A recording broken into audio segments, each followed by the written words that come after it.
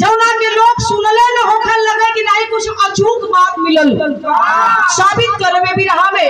आज भी अगर मन से रामायण अनोखी कहानी मिल जाए तो लोग सुनना पसंद करेंगे। एक पारिवारिक दास्तान, परिवार में अगर 20 सदस्य हुए, एक कमाला और 19 बैठ के खात हुआ, तो कभी कमाने वाला ये ना सोचे कि 1900 फालतू हुआ बिना काम का हुआ। नहीं बाबूजी, एक परिवार में किसी एक सदस्य को महान बनाने में उन 19 लोगों का योगदान हुआ करता है। परिवार का सहयोग होता है उस मुखिया के ऊपर। साथियों, त्याग के मर्ग को कोई समझेगा त्यागी, त्याग बलिदान लाखों जहां में हुए, कुछ सराहे गए कुछ तो कहते हैं बागी, त्याग जो भी किया अमर हो गया, लुटाया समूली पर लगाया न दागी। त्याग के मूर्तियों की कहानी सुने, सिया राम एक रात को जिंदगी।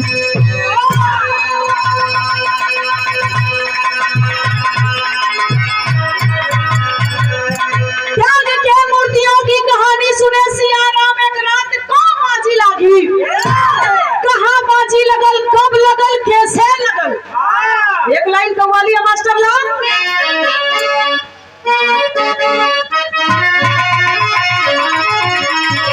एक गीत के स्वर्गीय रामदास उस्ताद जी गावे, लेकिन उनके मुहे तो हम ना सुनली बाबू, लेकिन उन्हीं का सपूत्र पप्पू लाल यादव जी, स्वर्गीय पप्पू भैया से जब विराह हो जाते हैं कव्वाली के बड़ा मचल के गावे, बड़ा विराह उनसे भई।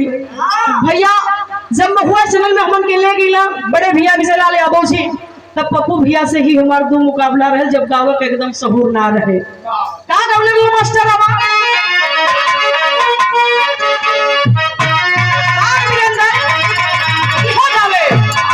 करी बल्ला चलो हो, अरे करी बल्ला चलो चलो।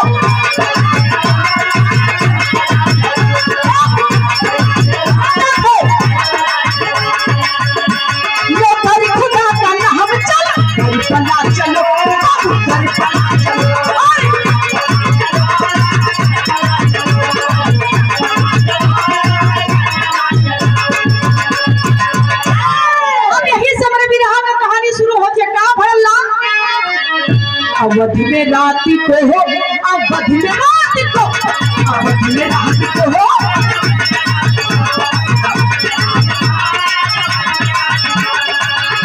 घटना घटी विख्यात है रात को, अवधि में रात को।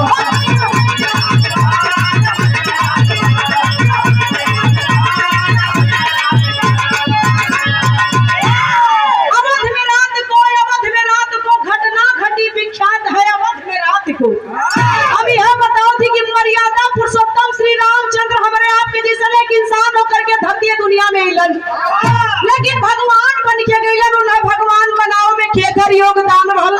यही से कहानी शुरू होती है। आजा कहना हो, सिया लखन के संगे बन में रहे रघुरैया, चैन रात में उठी है तो सिया मैया, खनकती पायल की आवाज छत से आई है, देखो तो कौन है दाई को छटपटाई है, देखती दाई को छत पे मिली है सूट गिरती, पूछती सास तो बताने लगी कुल कीर्ति। गौर करेंगे, भगवान राम के जंगल गए 12 बरस 13 बरस से ज्यादा बीत गए। इधर अयोध्या में एक रात सब लोग अपने अपने शयन कक्ष में सूतल हुआ, रात आधी से ज्यादा गई। कौशल्या के कान में पायल के खनक की आवाज गई। कौशल्या उठली, आवाज पायल का कहां से आवत लगली, अखने ना समझ में आया, दाई के बुला के कली तरी देख तो पता लगा पायल केकर बजा तो कहां से ये आवाज आवत हिय। महल गदाई जब पता लगावत छतवा पर पहुंचल महल के, तो जाके देखे तो छत के महल के छत पर सबसे छोटकी प्रदोष शत्रुघ्न का दुल्हन स्वीकृति छतवा पर टहलत रहली हो। कौशल्या से कलश की महारानी साहिबा, आपकी सबसे छोटी बहू स्वीकृति छत पर टहल रही है और उसी के पायल की खनक आपके कान तक पहुंच गई है। स्वीकृति इतनी रात का छतवा पर का करत थी। तुरंत पहुंचली कौशल्या स्वीकृति के लगे छत पर, तब भैर का विराह में कहीं लड़कन वाली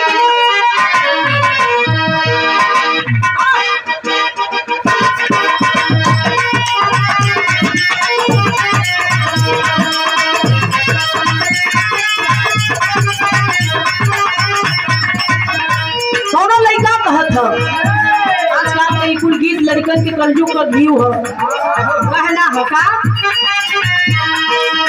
गजब के रूप तोहरी गजब सुरतिया तू पवलू न हो, गजब के रूप तोहरी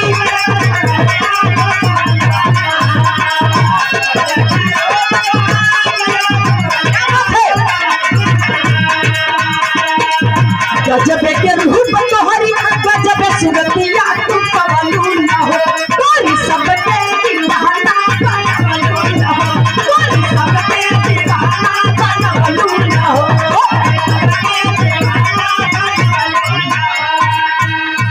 छोड़ दीजिए तो विरह का गीत है, लेकिन कवि जी भाव में लिखत हुवन। पहुंचली कौशल्या जब छतवा पर स्वीकृति रोवत रहली। पहुंचली कौशल्या पूछे लगलिन कि ये स्वीकृति इतनी रात का छतवा पर का करत हो, रो रही है स्वीकृति शत्रुघ्न की दुल्हन। अब कहली का कहली आंसू न रुके बहू सासू से अपने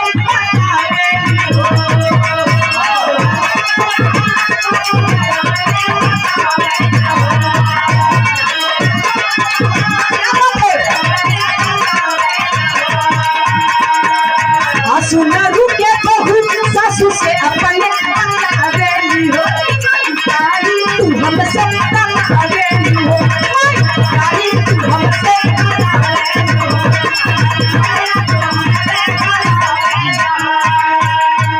पूछ रही है कि तुम छत पर टहल रही हो, कहाँ है मेरा शत्रुघ्न। रो रही है स्वीकृति और बताओ थी का बतौली आवाज यही दिन से भैया भाभी गईले बनवा, भैया भाभी गईले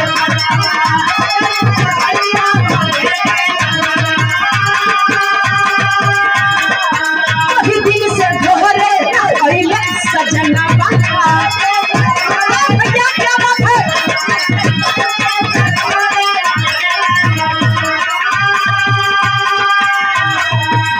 भूमि बिटिया रातों के निधिया ना आवेली हो, निधिया रातों के निधिया ना आवेली हो।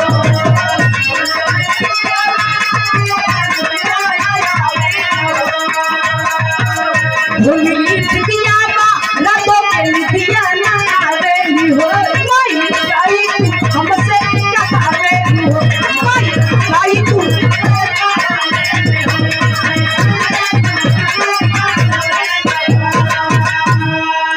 स्वीकृति की आंख से झरझर झरझर आंस चले लगल। बाबू कालिन की माई एक पत्नी के लिए इससे बड़ा दर्द का हो सकला, जेकर पति आज 12-13 बरस का दिन बीत गल मुंह ना देखली।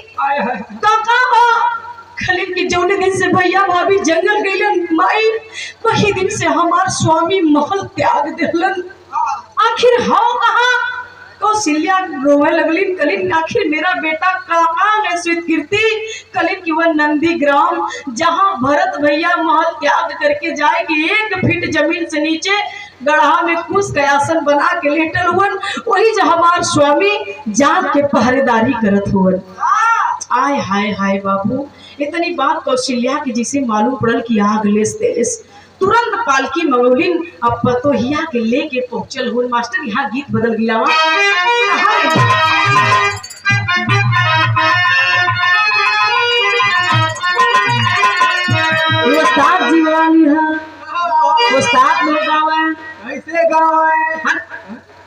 जैसे वो गाँव वैसे हम गाऊ पाई का।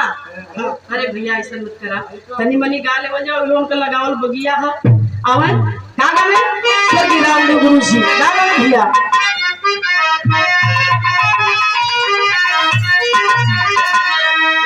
गोरिया मुश्किल भजीला तेरी गली में, गोरिया मुश्किल भजीला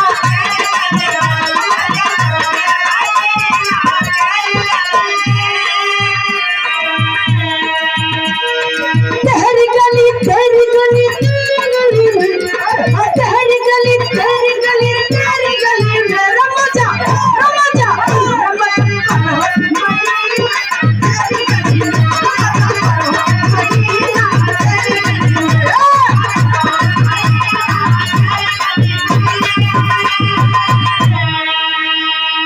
बहुत ही अच्छे ढोलक वादक। अरे मर्दवा ढोलक किया ना बजिए कि और तोरे घरे जाके कुछ बजिए बजावा तोरा घर मत। उनके सपुत्र इंद्रजीत यादव ले निकला कौन से पी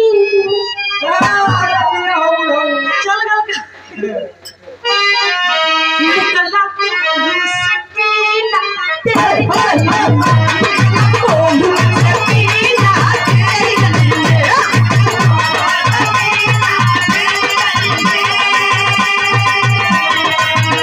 अरे तेरी गली तेरी गली तेरी गली में, अरे तेरी गली तेरी गली तेरी गली में रमजा रमजा जब एक पसीना तेरी गली में, जब एक पसीना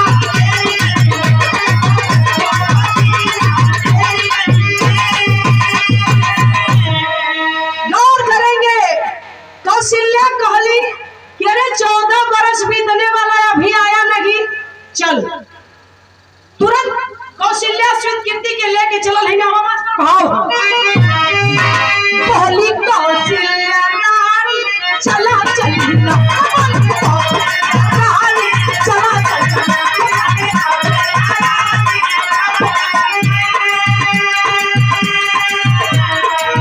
चली चला चली चला चलना चला चली चला चली चला चला चली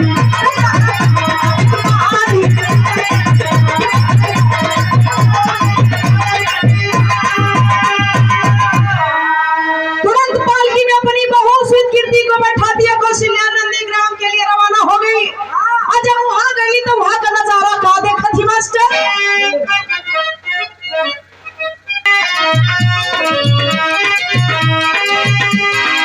सोए धरती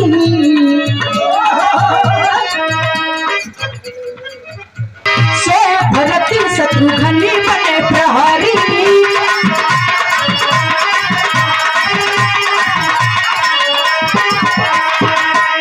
अरे माई के देखते नजर गई हरी नजर गई हरी।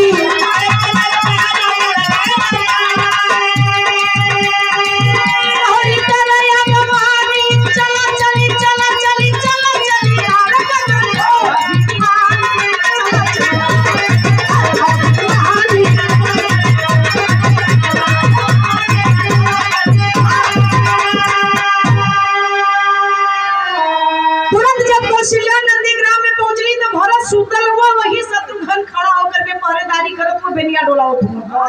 आय हाय हाय बाबू, कौशल्या माई के कलेजवा में मालूम पड़ल कि जैसे फाड़ लेस खलिन के रे शत्रुघ्न महल को छोड़ करके अपनी पत्नी को छोड़ करके तू यहाँ आकर के भरत की पहरेदारी सेवादारी कर रहा है। क्या तेरा यही फर्ज है, यही कर्तव्य है और तेरा इसके अलावा कोई और कर्तव्य नहीं है? हे बाबू जब इतनी बतिया कहली कौशल्या, एक बात और कहली का कहली तेरी तेरी अरे ललनवा नाही आइला घरवा, अरे ललनवा नाही आइला घरवा, तोहरे याद में रोवा सुनती की जनवा जनवा जनवा ललनवा नाही आइला घरवा, तोहरे याद में रोवा सुनती की जनवा ललनवा नाही आइला कौशल्या कहली आय हाय हाय शत्रुघ्न कहलन की माई अगर तुहार बात पूरी हो गई हो कि हमारू है फर्ज है कि महल में काहे अपने दुल्हन के साथ है ना वाली कहे हमारे नंदीग्राम में भरत भैया का पहरेदारी करो थैला यही दुख है मां तुझे ना तो ये शत्रुघ्न तुझसे दो बात कहना चाहता है कि मां क्या मुझे आदेश है बार शत्रुघ्न उस मां कौशल्या को शत्रुघ्न कितनी ऊंची बात जवाब दिलन बाबू। ये सुनील कुमार यादव जी डायरेक्टर साहब बाबा गिरधारी शत्रुघ्न कहलन कातनी लगावा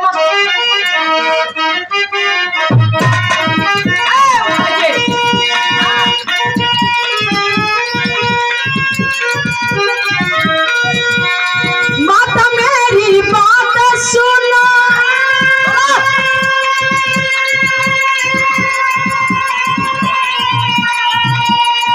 श्री रामचंद्र अनुरागी है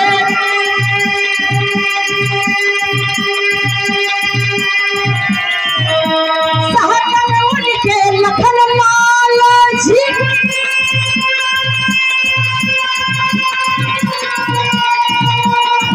और बहुत बड़े पैर राहगीर है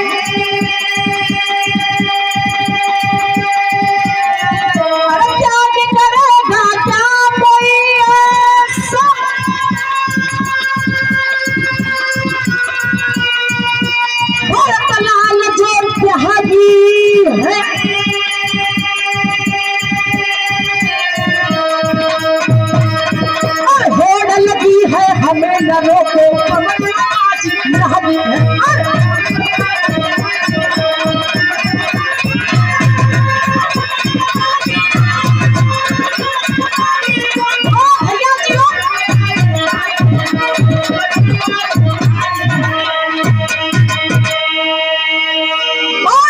शत्रुघ्न की मां मैं उस खानदान का बेटा हूँ जिस खानदान का एक भाई अनुरागी है बड़े भैया श्री रामचंद्र जी अनुरागी है और दूसरा भाई बैरागी है तीसरा भाई त्याग की मूर्ति तेरे सामने साक्षात भरत भैया महल को त्याग करके नंदीग्राम में जमीन से 1 फीट नीचे कुशासन बिछा करके सोए हैं।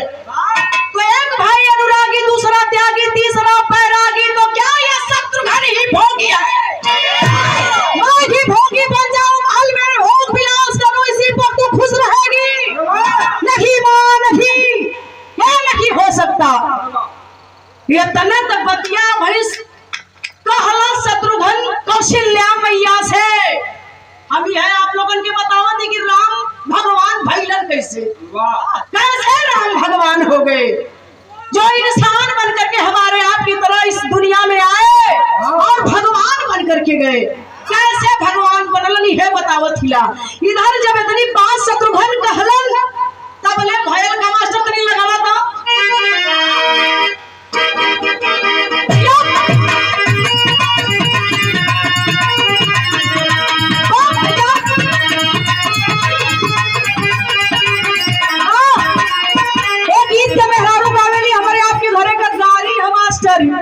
वीरेंद्र गाड़ी दो प्रकार को होले एक ठगारी होले जौला कर देहले पर मान हो जाई एक ठगारी होले जौन करी होले पर पैसा मिलावे मेहरारू के नहीं पैसा वाली गाड़ी है मास्टर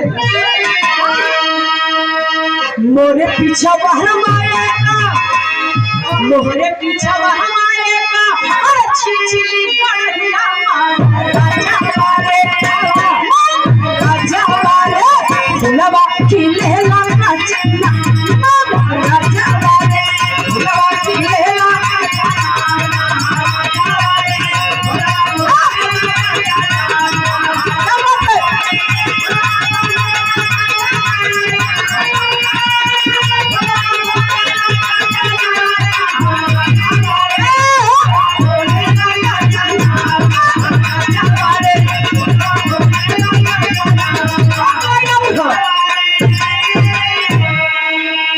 फूलवा लोढ़ान गई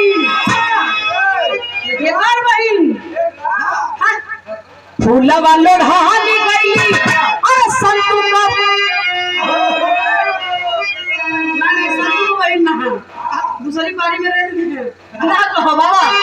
फूलवा लोढ़ान गई अरे समझी का बहिनिया मां राजा लोढ़ता बराब रही राजा वाले लोढ़ता बराब रही जा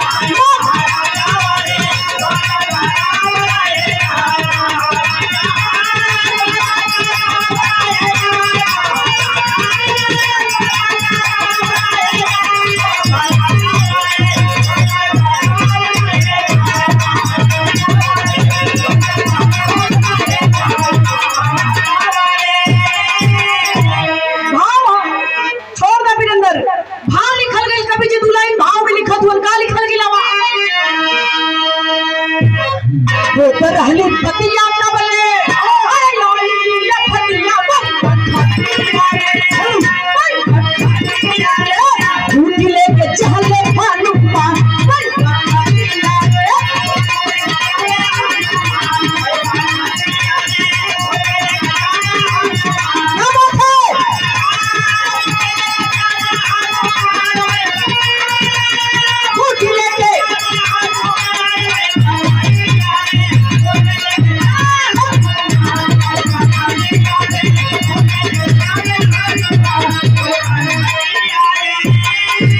भरत सोचा मनवा होई है अरे जंगल में पिरनमा खिंच के चल है खिंच के चलाई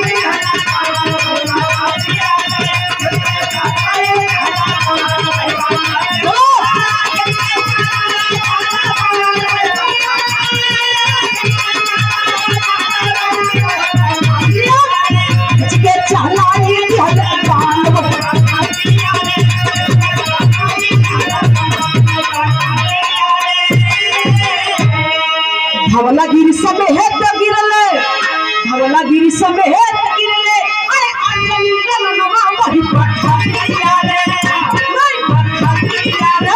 राम राम रहते श्री वही पठिया रे राम राम रहते श्री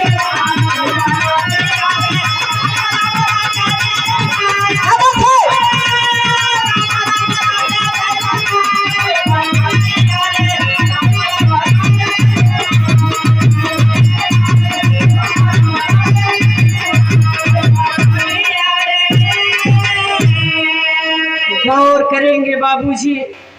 इधर अब इन शत्रुघ्न का कौशल्या मैया से बतिया होते रहल तबले भरत का नजर ऊपरा पड़त देखत हुन की हाथ में विशाल पहाड़ ले ले कोई जात है आकाश मार्ग से तुरंत तरकस से बाण खींच के भरत कोई ऊपर निशाना मार देला बाण खींच के और जब बाण ऊपर गई तो वो आदमी जो ऊपर जात रहला आकाश मार्ग से उड़त के आ गल नीचे। जब नीचे आ गल राम राम श्री राम रटे लगल सोचे लगला भरत की अरे हमारे भैया का नाम लो वाला क्या होगा कल राम भक्त हनुमान भैला कल हम नहीं तो भाई भरत मैया कौशल्या शत्रुघ्न उन्हीं का परिवार खड़ा हनुमान इस संजीवनी सॉरी ये पहाड़ विशाल पर्वत लेके कहाँ जात हुआ का बात है कौशल्या गली जंगल में मार बेटवा पतो ठीक ठाक हुआ। जब इतना बतिया कौशल्या मैया कहली न गो पंचो हनुमान के आंख से झरझर झरझर आंस चले लगल खले ये माई कौशल्या पूछते हो कि जंगल में ठीक ठाक हो तो हम आपके बता दे अरे ध्यान दिया का कलन मास्टर हनुमान आवाज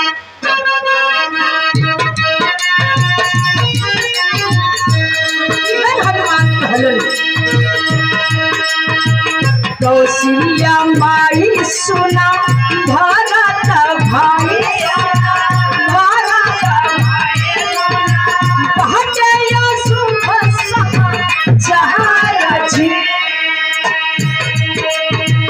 सीता बड़ी ले गईले यही से रन हो गईले यही से रन हो गईले मरले महेंद्र जी का कहार जी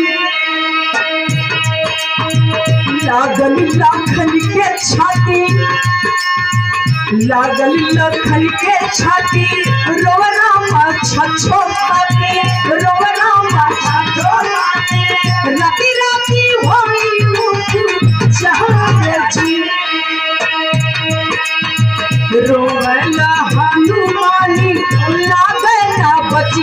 लागे ना कोई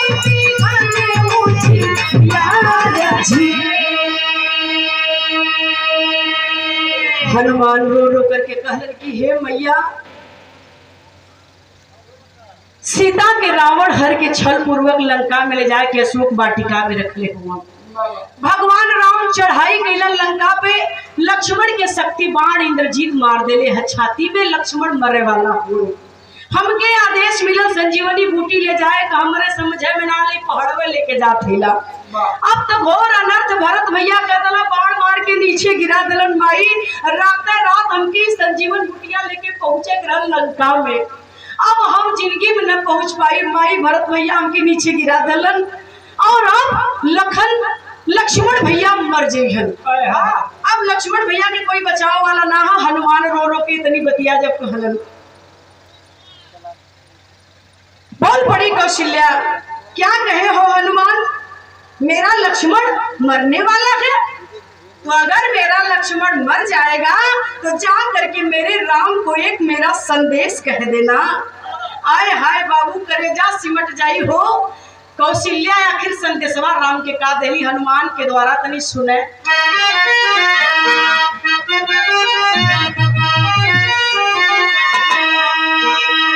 अरे कौशल्या कपी से कहे, अरे कौशल्या कपी से कहे, लगल तेरी छलवा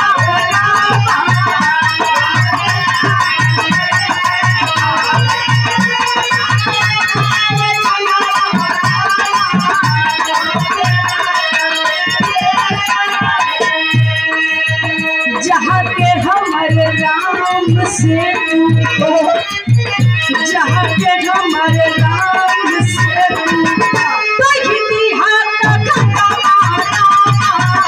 जहाँ के हमारे राम से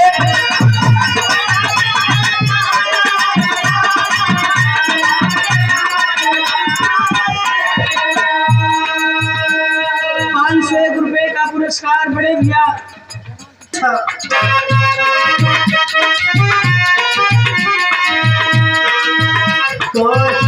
संदेश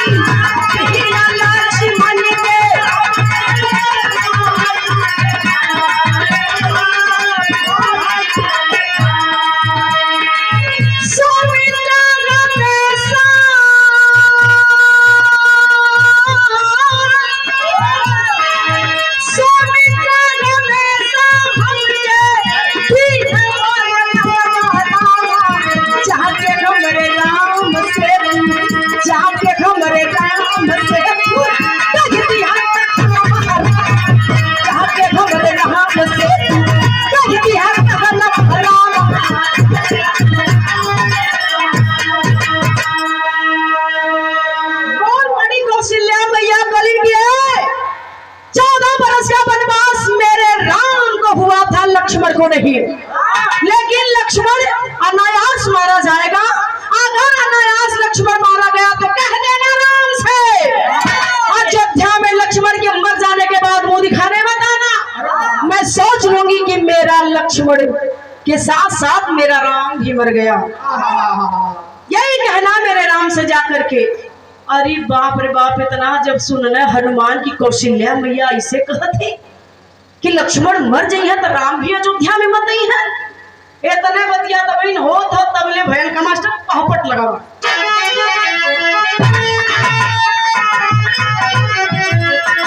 तो सुना सुमित्रा बोल पड़ी, अरे कपिराई जहां के कही बिहार, दुई बटवन का कही लाल, आई जाके कही बिहार।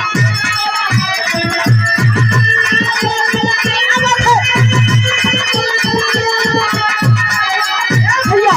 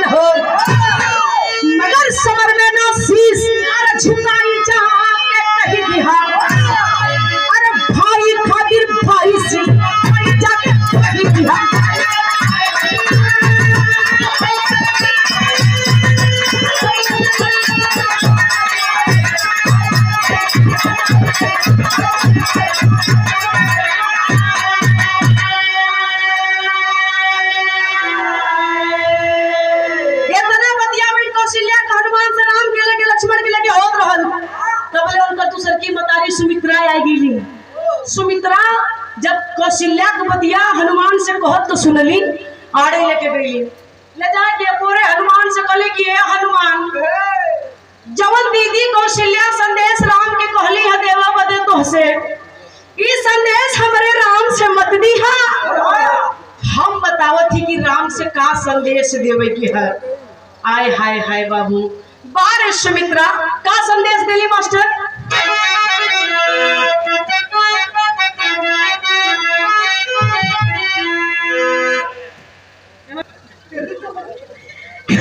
कमलेश गौर करेंगे बाबूजी। सुमित्रा कहली हनुमान से, एक गोरे ले जाके आड़े में कली की सुना संदेश हम आज जाके दिया, हमारे राम से कह दिया हनुमान कि अगर लक्ष्मण उस समर में उस लंका की लड़ाई में मारा जाएगा तो कह देना मेरे राम से दीदी का संदेश नहीं, मेरा संदेश कहना कि ये सुमित्रा 2 बेटों की मां है। लक्ष्मण अगर मर जाएगा तो ये सुमित्रा तुरंत देर नहीं करेगी, शत्रुघ्न को भेजेगी लंका की लड़ाई में।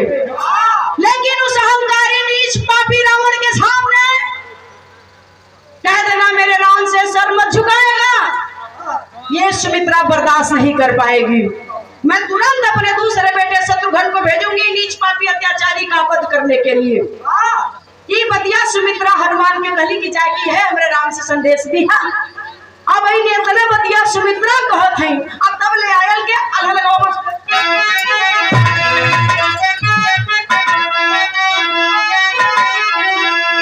अरे तहबले तैयारी गईली,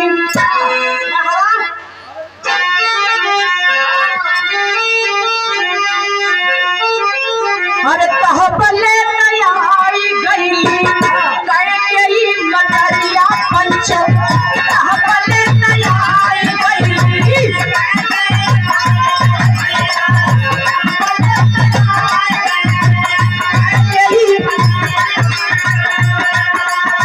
रोई रोई भरत जी से कहेली रोई रोई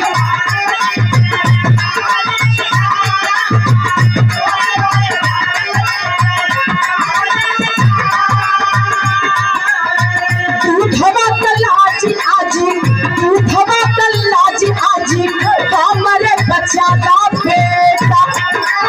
लाज आजी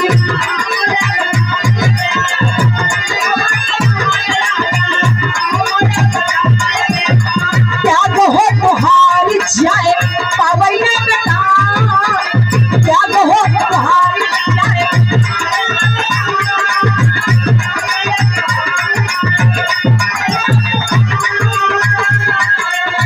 धवल की सवेत तीर पर बिठा के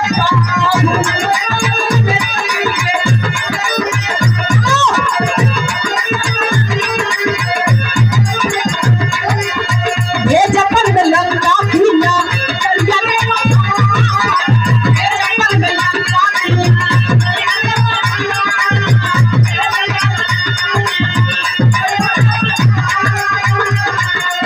माई का बचनिया सुन के, माई का बचनिया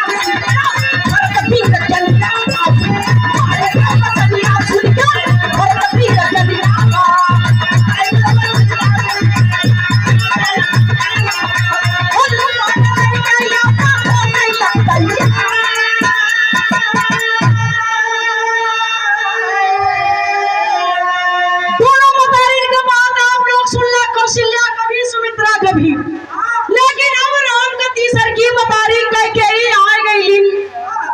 बहुत बड़ी कैकेयी खलिद की बाह, इतना बड़ा कलंक का टीका हमारी माथे पर लगल कि राम को 14 बरस का वनवास देने वाली यही कुलक्षणी माँ कैकेयी है।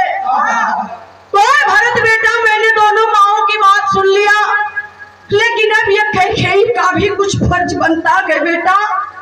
एक कलंक का टीका तो मेरे माथे पर लग चुका है, वो मिटने वाला नहीं है, लेकिन दूसरा कलंक का टीका लगने से तू मेरा बेटा के मुझे बचा ले बेटा।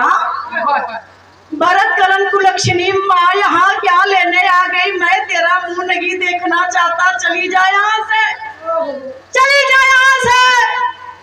कलिन की ना बेटा, दूसरा कलंक का टीका लगने से मुझे बचा ले।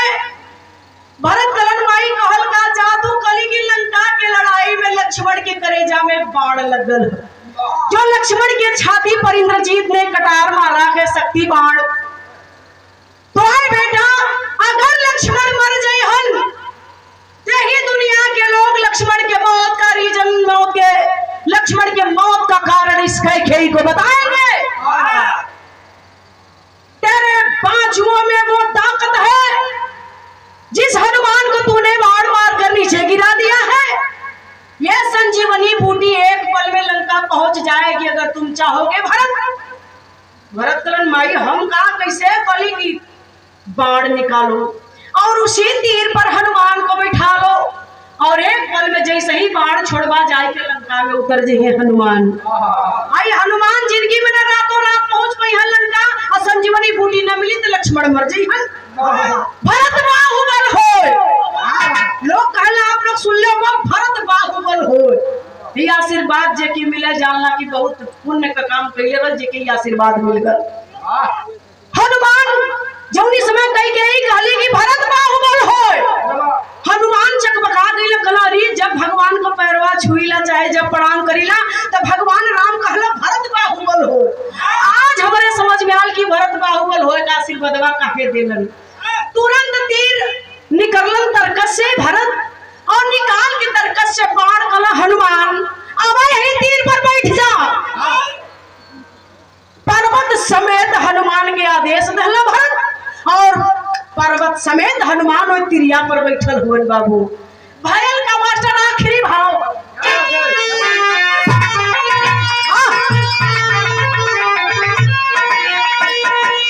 बैठा तीरों पर, जब बैठा तीरों पर भरत जी करे हसली उर्मिला गुजरिया खा के ठोकाई।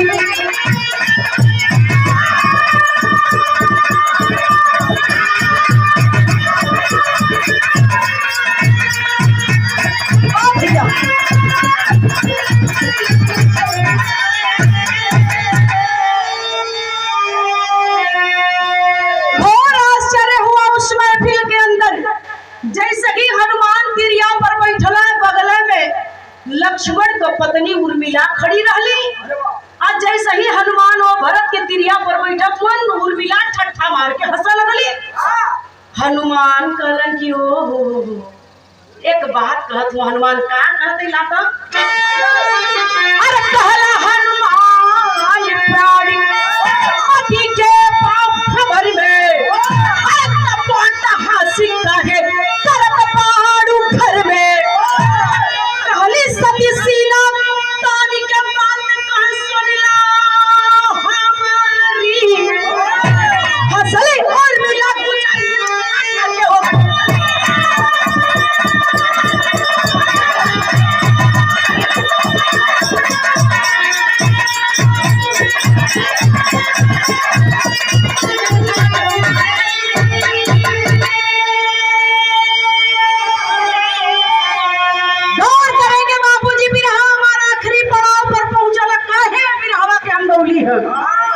हनुमान ने कहा कि पूरे ब्रह्मांड में सतियों में तेरा नाम है सती। आए देवी, मैंने सुना है कि तू सती है। अरे जिसके पति का प्राण संकट में है, मरने वाला हो, उसकी पत्नी ठट्ठा मार के हंस रही है। मैं जान सकता हूँ क्या क्यों हंस रही है तू? तेरे हंसने का कारण क्या? हनुमान पूछत वो उर्मिला से। उर्मिला कली की एक हनुमान, अगर हम में सती बताओ हुआ, अगर हम सती है ना तो आप भी विद्वान है। हनुमान मेरे हंसने का कारण नहीं जान पाए। अगर ना जान पाऊला हनुमान नहीं, उर्मिला बताओ क्या है हंसले से आवा।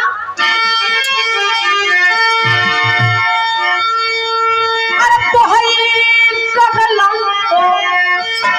अरे तो कहला सैया हमारी राम जी के गोदी हो। अरे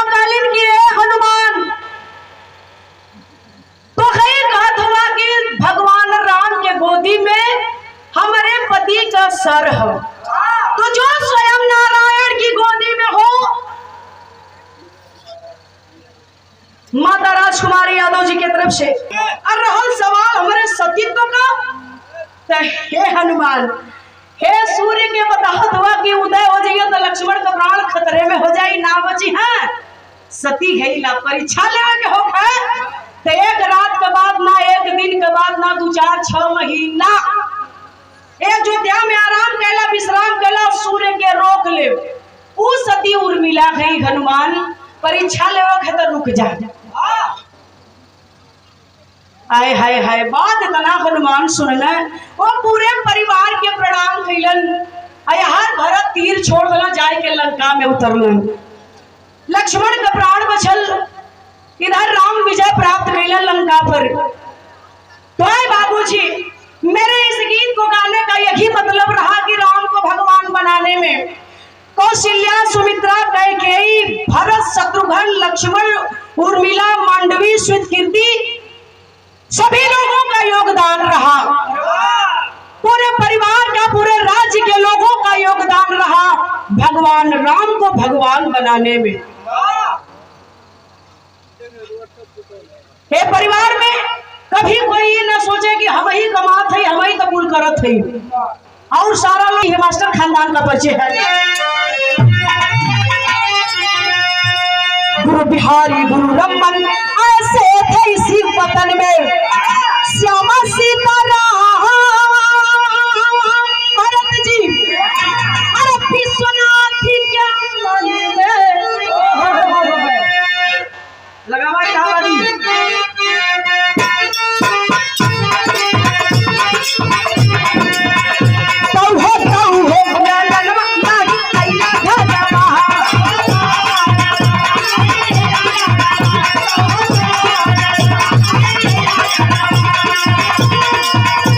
खुशियाँ